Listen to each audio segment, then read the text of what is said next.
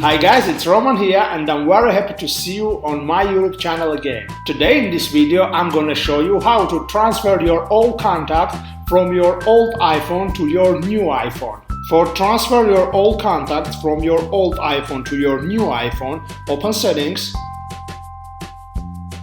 tap to your name,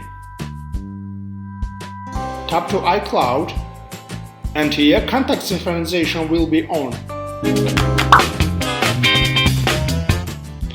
Go to your new device, open Settings, and log in with your Apple ID, login and password. Then tap to your name, tap to iCloud, and here contacts will be on. That's all friends, wait a few minutes for synchronization your old contacts from your iCloud to your new device. Thank you for watching this video, please like and share this video and push subscribe button for more videos and more life hacks. Have a good time!